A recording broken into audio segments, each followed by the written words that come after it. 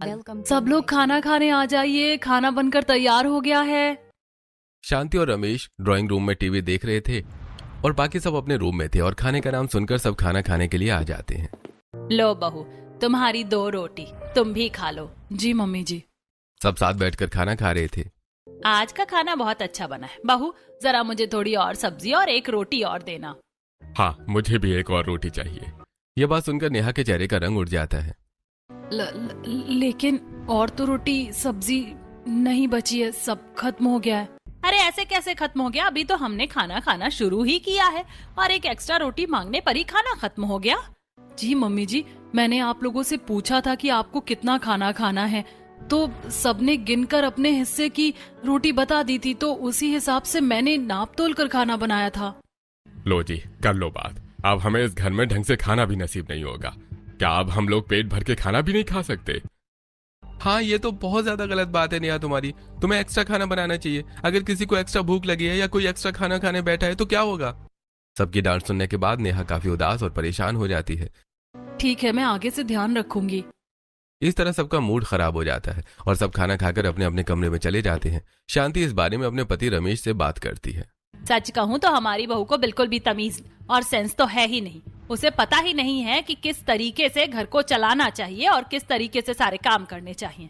सच में इस बहू ने तो हमें परेशान करके रख दिया है। हाँ बिल्कुल, अब तो मैं भी बहू से परेशान हो गया हूँ। उसकी आदतें मुझे समझ नहीं आती। इस तरह सब सो जाते हैं और अगले दिन सुबह उठकर नेहा फिर से सबके लिए नाश्ता बनाती है और इस बार उसने थोड़ा एक्स्ट्रा ही नाश्ता बनाया था। उसने नाश्ते में सबके लिए आलू के पराठे बनाए थे। आलू के पराठे तो बहुत ही स्वादिष्ट बने हैं। मेरे लिए एक एक्स्ट्रा पैक कर देना भाभी। हाँ, मैंने तुम्हारे लिए एक्स्ट्रा ही पैक किए हैं। मैं जानती हूँ कि तुम्हें आलू के पराठे कितने पसंद हैं, लेकिन इन आलू के पराठे के अंदर जरा सा नमक मिर्च कम है। अगर जरा अच्छे से नमक और मिर्च होता तो ज्यादा अच्छा लगता। हाँ, थोड़ा चटपटा होने का स्वाद कम आ रहा है। मुझे तो कोई कमी नहीं लग रही है। मुझे तो पराठे बहुत स्वादिष्ट लग रहे हैं। तुमने अपनी राय दी तो क्या हम अपनी राय नहीं दे सकते? बीच में बोलना जरूरी है। अच्छा ठीक है, मुझे ऑफिस के लिए लेट हो रहा है, अब मैं जा रहा हूँ। इतना कहकर यश वहां से उठकर चला जाता है और उसके बाद घर के बाकी सदस्य अपने अपने कामों में लग जाते हैं। नेहा ने पहले घर की साफ सफाई की और उसके बाद उसने कपड़े धोने के लिए वॉशिंग मशीन में कपड़ों को डाल दिया। जब तक कपड़े धुलकर तैयार होंगे तब तक मैं जरा नीचे जाकर कुछ ठंडा पी लेती हूँ, बड़ी गर्मी लग रही है। नेहा नीचे आती है और रसोई की तरफ जा रही थी तो शांति उससे पूछती है, अरे बीच में कपड़े धोते धोते कहाँ जा रही है? ऊपर बड़ी गर्मी लग रही थी मम्मी जी, तो सोचा कि कुछ अच्छा सा पीने के लिए ठंडा बना लेती हूँ। तो क्या सिर्फ अपने लिए बनाएगी? हमारे लिए भी बना दे, हमें भी बड़ी गर्मी लग रही है। एक काम कर, बढ़िया सा नींबू शिकंजी बना ले। जी ठीक है मम्मी जी। उसके बाद नेहा रसोई में जाकर नींबू शिकंजी बनाती है और वो सबसे पहले शांति और रमेश को देती है और खुद भी एक गिलास में अपने लिए शिकंजी डालकर पीने लगती है। शांति देखती है कि जग में थोड़ी और शिकंजी बची है। ला, ये सारी शिकंजी मुझे दे दे, मुझे बड़ी गर्मी लग रही है, बहुत गला सूख रहा था, इसे पीकर काफी अच्छा लग रहा है। नेहा शिकंजी देकर वहां से चली जाती है और उसके बाद कपड़े धोने लगती है। अब आप भी सोच रहे होंगे कि आखिर ये सब यहाँ क्या चल रहा है, लेकिन आप अपनी सीट बेल्ट को अच्छे से बांध लीजिए क्योंकि अभी हम आगे बढ़ते हैं और जल्दी ही जानने वाले हैं कि वहां पर सब क्या हो रहा है। नेहा ने सारे कपड़े धो लिए थे और उसके बाद वो उन्हें सुखा रही थी। तब शांति वहां पर एक साड़ी लेकर आती है। अरे बहू, जरा मेरी ये साड़ी भी धो देना। मम्मी जी, अब तो मैंने सारे कपड़े धो दिए हैं और मशीन से भी सर्फ का पानी निकाल लिया है। अब सिर्फ एक साड़ी धोने के लिए मुझे अलग से एक्स्ट्रा सर्फ डालना होगा। और आप ही तो मुझे हमेशा कहती हैं कि इस तरीके से सर्फ की बर्बादी होती है, तो अब तो ये साड़ी नहीं धुल पाएगी, मैं इसे कल धो दूंगी। इतना कहकर नेहा वहां से चली जाती है और ये बात सुनकर शांति को बहुत गुस्सा आ जाता है। इसकी इतनी हिम्मत कि आजकल मुझे ही जवाब दे रही है और कोई भी काम ठीक से नहीं कर रही है। मैं देख रही हूँ कि दिन ब दिन इसके तेवर ही बदलते जा रहे हैं। लगता है इसका कुछ तो करना पड़ेगा। वहीं दूसरी तरफ नेहा जब शाम को मॉल गई थी तब वहां से कुछ सामान खरीद रही थी और अपनी सहेली पायल से कहती है, यार पायल, तूने जो जो कहा था मैंने वो सब तो कर लिया है, पर क्या सच में मुझे वहाँ पर जॉब मिल जाएगी ना? हाँ यार, चिंता मत कर, और वहाँ पर जॉब करना सबसे इजी है। तेरे लिए एक्सेल शीट्स बनाना तो बाएं हाथ का खेल है, इसीलिए मैं चाहती हूँ कि तुझे वहाँ काम मिल जाए, क्योंकि वो वर्क फ्रॉम होम भी है और काफी इजी भी है और बहुत कम देर काम करना है। सच में मैं बहुत डेस्परेट हूँ इस जॉब को करने के लिए। मुझे किसी भी हालत में जॉब चाहिए क्योंकि अब बस बहुत हो चुका है। वैसे मैंने तुझसे पहले नहीं पूछा था, लेकिन क्या सच में तुम्हारे घर की हालत खराब है? तो इसलिए जॉब कर रही है या कुछ और बात है? नहीं यार, घर की हालत तो बिल्कुल ठीक है, लेकिन मेरा कोई और ही रीजन है जिस वजह से मैं जॉब कर रही हूँ, क्योंकि मैंने पिछले कुछ दिनों में बहुत कुछ सहा है। नेहा अपनी आप बीती पायल को सुनाती है और ये सब सुनने के बाद पायल का खून खौलने लगता है। ये तो तेरे साथ बहुत गलत हुआ। तुझे चुपचाप कुछ भी सहते नहीं रहना चाहिए था। तुझे इसके खिलाफ आवाज उठानी चाहिए। इसीलिए मैं चाहती हूँ कि एक बार मेरी जॉब लग जाए और उसके बाद फिर मैं सबको बताऊंगी कि आखिर मैं क्या चीज हूँ। उसके बाद नेहा और पायल सामान खरीद लेती है और फिर अपने अपने घर आ जाती हैं। घर आने के बाद जब शांति सारा सामान चेक करती है तो हे भगवान, बहू तुझे कितनी बार समझाना होगा कि कोई भी काम ठीक से किया कर। ये क्या आज फिर से आधा अधूरा सामान लेकर आई है? क्योंकि मम्मी जी मेरे पास जितने पैसे थे मैं उसी हिसाब से सामान लेकर आई हूँ। अब सब कुछ नाप तोल कर होगा तो सामान भी तो नाप तोल कर ही आएगा। आपने मुझे नाप तोल कर पैसे दिए और उसी हिसाब से सामान आया है। आखिर नेहा अपने ससुराल वालों से इतना उखड़ा उखड़ा क्यों रहती थी और वो उन्हें इस तरह के जवाब क्यों दे रही थी, जानने के लिए एक बार फिर बीते हुए कल की छोटी सी झलक देख लेते हैं। अरे यार, मेरा ना कुछ मीठा खाने का बड़ा मन कर रहा है। हाँ, फ्रिज में बर्फी रखी है, वही खा लेती हूँ। नेहा फ्रिज खोलकर बर्फी लाने लगती है। तभी पीछे से शांति आ जाती है और गुस्से में कहती है, ये कौन सी तमीज है तुम्हारी कुछ भी खाने की? क्या हुआ मम्मी जी, मैं तो बस फ्रिज से बर्फी निकाल कर खा रही थी क्योंकि मेरा खाने का मन कर रहा था। अरे घर में और भी सदस्य हैं, क्या तुम अकेली हो सब खाने वाली? वापस रखो, सबको अपने हिस्से का मिल गया है। और तुम्हें तो पता ही है कि रसोई की जिम्मेदारी मेरी है, तो अगर तुम्हें कुछ भी चाहिए तो मुझसे पूछ कर ही लेना होगा। जी ठीक है मम्मी जी। इतना कहकर नेहा वहां से चली जाती है और उसके जाने के बाद शांति अभी शादी हुई है बस, और घर पर और रसोई पर अपना राज समझ रही है, लेकिन मेरे होते हुए ऐसा नहीं हो सकता। उसके बाद शांति फ्रिज को लॉक लगा देती है। शाम को शांति नेहा को नाप तोल कर खाना बनाने के लिए देती है।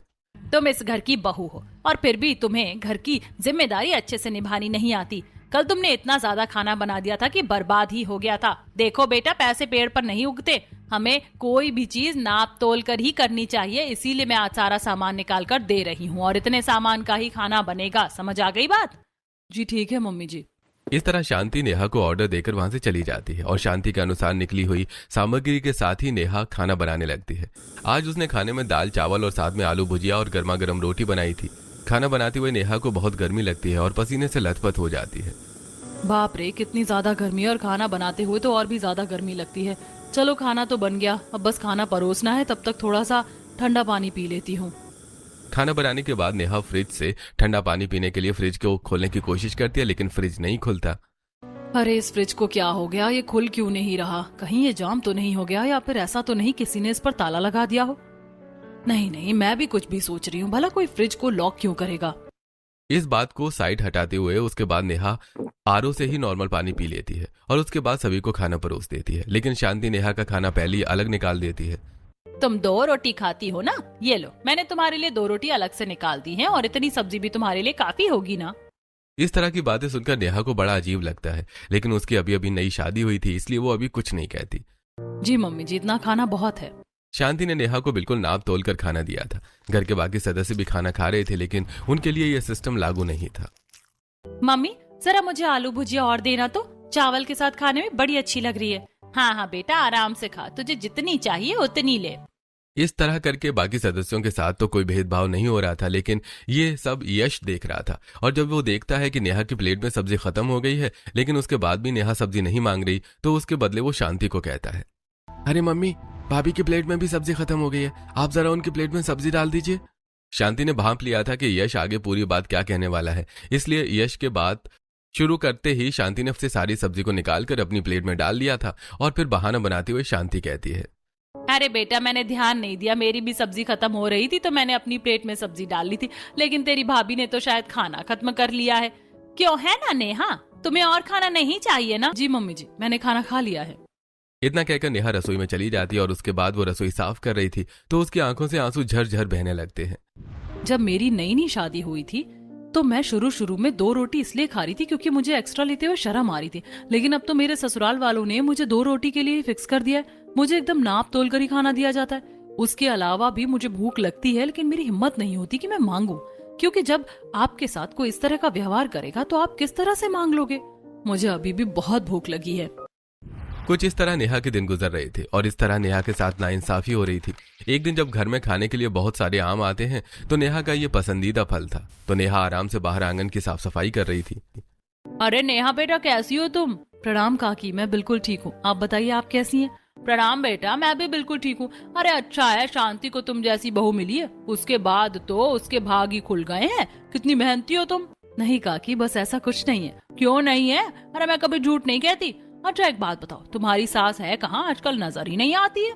जी अंदर है मम्मी जी। सरला घर के अंदर आती है और शांति के साथ जाकर बातचीत करने लगती है।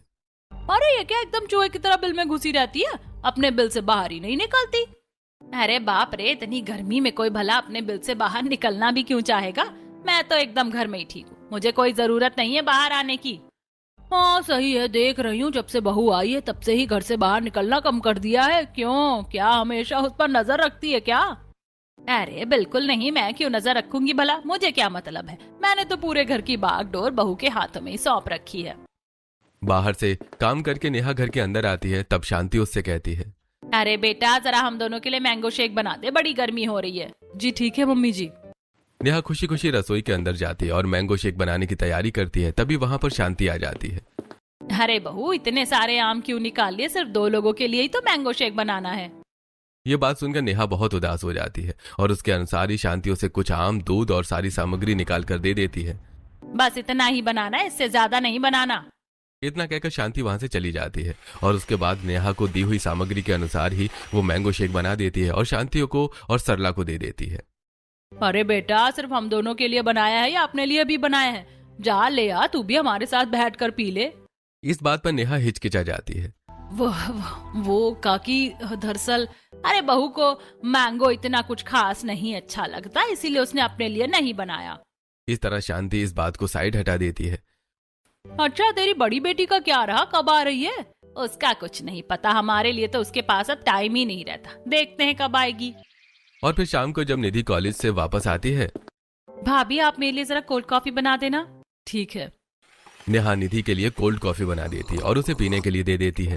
कुछ एक्स्ट्रा कोल्ड कॉफी बचती है तो वो लेकर आती है और खुद पीने लगती है। तो इस बात पर निधि कहती है, क्या भाभी आपको एक्स्ट्रा बनाने की क्या जरूरत? और एक्स्ट्रा बनी थी तो आपने मुझे दी क्यों नहीं? मेरा और कोल्ड कॉफी पीने का बहुत मन कर रहा था। ये बात सुनकर नेहा को बड़ी शर्मिंदगी महसूस होती है। कोई बात नहीं, अब तो आप ही पी लीजिए।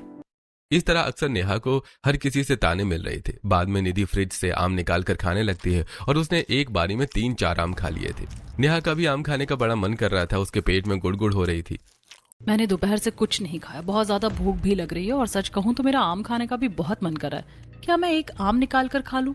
खा लेती हूँ। अब फ्रूट्स तो घर में सभी के लिए आते होंगे ना। अभी तो मम्मी जी भी नहीं है, अभी खा लेती हूँ। नेहा का इतना ज्यादा आम खाने का मन कर रहा था कि वो खुद पर कंट्रोल नहीं कर पाती और वो रसोई में जाकर एक आम निकाल कर काटने लगती है कि तभी पीछे से शांति आ जाती है।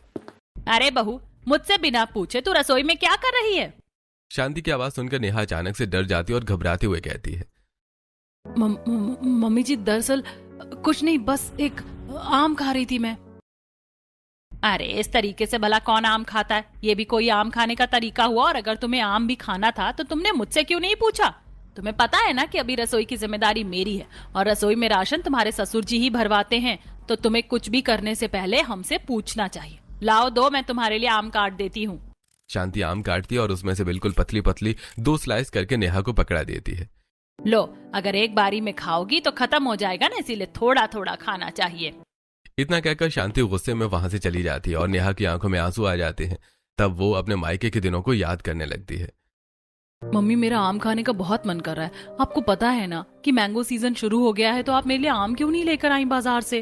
अरे बेटा, अभी सीजन उतने अच्छे से शुरू नहीं हुआ है और अभी जो आम आ रहा है इतना कुछ खास भी नहीं आ रहा है। जब अच्छे मीठे और ताजे आम आएंगे तो मैं तुम्हारे लिए लेकर आ जाऊंगी। तभी वहां पर नेहा के पिता आ जाते हैं और उन्होंने अपने हाथों में बहुत सारे आम लिए हुए थे। देखो मैं अपनी गुड़िया रानी के लिए क्या लेकर आया हूँ, उसकी पसंदीदा चीज। ये देखकर नेहा बहुत ज्यादा खुश हो जाती है और उसके बाद वो एक्साइटेड होकर कहती है, वाह पापा, आप सच में दुनिया के सबसे बेस्ट पापा हो। अब समझ आता है कि क्यों लड़कियां अपने पापा की लाडली होती हैं, क्योंकि उनके पापा उनकी हर इच्छा पूरी करते हैं। हाँ बेटा, बिल्कुल तुम्हारी खुशी के लिए मैं कुछ भी कर सकता हूँ। ये लो तुम्हारा पसंदीदा आम, जितना मन चाहे उतना खा लेना। ठीक है पापा। अच्छा, अगर आपने आम लाकर दे दिए हैं और मम्मी ने आम लाकर नहीं दिए तो मम्मी अच्छी नहीं है, बस पापा ही अच्छे हैं। और जो मम्मी तुमसे घर का काम नहीं करवाती और तुम्हें इतना स्वादिष्ट खाना बनाकर खिलाती है उसका कुछ नहीं। ऐसा नहीं है मम्मी, आप भी वर्ल्ड की सबसे बेस्ट मम्मी हो। आखिर अभी आप ही तो मेरे लिए मैंगो शेक बना कर दोगी। आप दोनों सबसे अच्छे हो। मस्का लगाना कोई इससे सीखे। नेहा की मम्मी उसके लिए मैंगो शेक बनाती है और उसे देती है, और नेहा अपने मायके में अपनी मर्जी से कभी भी किसी भी समय कोई भी चीज निकाल कर खा लेती थी। जब फ्रिज में सब आम खत्म हो जाते हैं और महेश एक दिन फ्रिज खोलकर देखता है तो फ्रिज में आम खत्म हो गए हैं और नेहा की पसंदीदा स्ट्रॉबेरी भी खत्म हो गई है। आज लेकर आनी होगी। शाम को महेश बाजार से मैंगो और स्ट्रॉबेरी लेकर आता है और नेहा के लिए उन्हें फ्रिज में पहले से ही रख देता है। इसीलिए ससुराल ससुराल होता है और मायका मायका होता है, और दोनों की ही अलग पहचान होती है। यहाँ पर मुझे बिल्कुल नाप तोल कर खाना दिया जा रहा है। कई बार तो इतनी भूख लगती है कि बस रुका ही नहीं जाता। बिल्कुल मुझे नाप तोल कर आम दिया है, मुझे ये भी नहीं खाना। गुस्से में नेहा जो बाकी 2 स्लाइस शांति ने उसे दी थी उसे भी छोड़कर वहां से चली जाती है, और जब बाहर आकर देखती है तो निधि आराम से सोफे पर बैठकर अपनी पसंद से 3-4 आम खा रही थी। मम्मी मेरा और आम खाने का मन कर रहा है। ये आम तो सच में बहुत स्वादिष्ट और मीठे हैं। अभी बहुत खा लिया, अभी थोड़ी देर में जाकर खा लेना। एक साथ इतने आम खाना अच्छा नहीं है। लेकिन अभी तो आम का सीजन चल रहा है, अब नहीं खाऊंगी तो कब खाऊंगी? अच्छा ठीक है, जा लेकर आ जा। नेहा ये सब देख रही थी और वो चुपचाप अपने कमरे में चली जाती है। इस बारे में वो रोहन से बात करने की कोशिश करती है। दरअसल मुझे ऐसा लगता है कि मम्मी जी मेरे साथ थोड़ा सा भेदभाव कर रही हैं। सिर्फ मेरे लिए ही खाने पीने पर रोक टोक लगाई जाती है और मुझे एकदम नाप तोल कर ही खाना मिलता है। ये बात सुनकर रोहन गुस्से से भड़क जाता है। तुम्हारी इतनी हिम्मत कि तुम मेरी मम्मी के ऊपर इल्जाम लगा रही हो? तुम्हें पता भी है कि तुम कैसा इल्जाम लगा रही हो? अरे तुम्हें हम अपने साथ बिठाकर खाना खिलाते हैं और जो हम खाते हैं वही तुम्हें खाने के लिए देते हैं, उसके बाद भी तुम ऐसा कैसे बोल सकती हो? लेकिन इतने दिनों से जो मैंने महसूस किया है वही मैं आपको बता रही हूँ। बस बहुत हो गया, मुझे कोई शौक नहीं है तुम्हारी ये सब फालतू की बातें सुनने का। मम्मी जो कह रही है अपने हिसाब से सही कर रही है। इस तरह रोहन भी गुस्से से नेहा को फटकार कर वहां से चला जाता है और नेहा बिल्कुल अकेली हो जाती है। कुछ दिन बाद उसके माता पिता उससे मिलने आते हैं। वो उसके लिए ढेर सारे आम और घेवर लेकर आते हैं। अपनी मम्मी पापा को देखकर नेहा बहुत ज्यादा खुश हो जाती है। मम्मी पापा आप दोनों कैसे हैं? हम तो बिल्कुल ठीक है बेटा, हमें तुम्हारी बहुत याद आ रही थी, इसीलिए हम तुमसे मिलने आ गए। हाँ बेटा, तुम ठीक तो हो ना? यहाँ पर तुम्हें कोई परेशानी तो नहीं है? नहीं पापा, मुझे कोई परेशानी नहीं है। आप बैठिए, मैं आप दोनों के लिए चाय नाश्ता बना कर लाती हूँ। नेहा आराम से रसोई में जाकर चाय नाश्ता बना रही थी और वो बहुत ज्यादा खुश थी। लेकिन आज फिर से शांति से नीचे दिखाने का कोई मौका नहीं छोड़ती। शांति वहां आती और एकदम नाप तोल कर ही नेहा को सामान दे देती है, जिसकी वजह से आज तो नेहा को बहुत ज्यादा गुस्सा आ जाता है। मम्मी जी, आप मुझे हमेशा नाप तोल कर खाना देती हैं, फिर भी मैं उसमें खुश रहती हूँ। लेकिन आज मेरे मम्मी पापा आए हैं तो कम से कम उनके लिए तो मुझे थोड़ा एक्स्ट्रा ही बनाना चाहिए, वरना वो क्या सोचेंगे? ओहो, बड़ी आई मम्मी पापा की हिमायत लेने वाली। मैंने जितना दिया है उसी में खाना बनाना होगा, ठीक है ना? ये रसोई मेरे हिसाब से चलती है और मैं सब कुछ नाप तोल कर ही दूंगी। इतना कहकर शांति वहां से चली जाती है और उसके बाद नेहा को गुस्सा आता है, तो वो उसके जाने के बाद और सामान लेकर एक्स्ट्रा खाना बना देती है और सबको चाय नाश्ता परोसती है। अपनी बात न मानते हुए देखकर शांति को बहुत गुस्सा आ जाता है और सबके चाय नाश्ता करने के बाद, तुमसे मिलकर बहुत अच्छा लगा बेटा हमें। अगर तुम्हें कभी भी कोई परेशानी हो या हमारी जरूरत हो तो हमें जरूर बताना। ठीक है पापा, आप चिंता मत कीजिए, सब ठीक है। सुनीता और महेश के जाने के बाद जब नेहा एक्स्ट्रा खाना गाय को डाल रही थी तो पीछे से रमेश आता है और ये देखकर गुस्से में कहता है, इतना ज्यादा खाना बर्बाद कर दिया। यही नतीजा होता है जब बड़ों की बात नहीं मानी जाती तो। पैसे का पेड़ पर उगते हैं। अरे मैं अपनी मेहनत की कमाई से इस रसोई में राशन भरवाता हूँ, तो मैं सब कुछ नाप तोल कर करना चाहिए। इस तरह रमेश ताना देकर वहां से चला जाता है। हर वक्त इस तरह के ताने सुनना नेहा के बर्दाश्त से बाहर हो चुका था। जब नेहा घर के अंदर आती है तो, इतना ज्यादा खाना बनाया है, क्या ये सारा खाना तेरे बाप के पैसे से आ रहा है? एक तो यहाँ पर बैठे बिठाए फ्री में खाना मिल रहा है और ऊपर से उसमें भी अपनी मर्जी चला रही है। अरे जो कमाता है ना उसे पता होता है कि एक एक पाई की कीमत क्या होती है। बस आज तो नेहा की अति हो चुकी थी और अब नेहा ने डिसाइड कर लिया था कि अब वो और बदतमीजी नहीं सहेगी। बस बहुत हो गया, अब मैं ये सब और ज्यादा बर्दाश्त नहीं करने वाली। ऐसा ससुराल मिला है ना जो बहू को खाना तोल कर देता है, तो कोई बात नहीं, अब बहू भी सब कुछ तोल कर ही करेगी। फाइनली मुझे जॉब मिल गई, मुझे यकीन ही नहीं हो रहा। थैंक गॉड, अब मैं बताती हूँ कि क्या होता है अगर बहू के साथ भेदभाव किया जाता है और उसे नाप तोल कर खाना दिया जाता है, तो बहू भी अब सब कुछ तोल कर ही करेगी। अब नेहा को वर्क फ्रॉम होम जॉब मिली थी और वो फ्रीलांसिंग कर रही थी। उसे कुछ एक्सेल शीट बनानी थी, उसको उसके पर वर्क पेमेंट मिलती थी। कपड़े धोने के बाद नेहा जब अपने लैपटॉप से काम कर रही थी तो, चलो मेरा काम तो हो गया, आज मेरी पेमेंट भी आ जाएगी और अपनी मर्जी से ऑनलाइन बहुत सारे फ्रूट्स मंगवा कर खाऊंगी।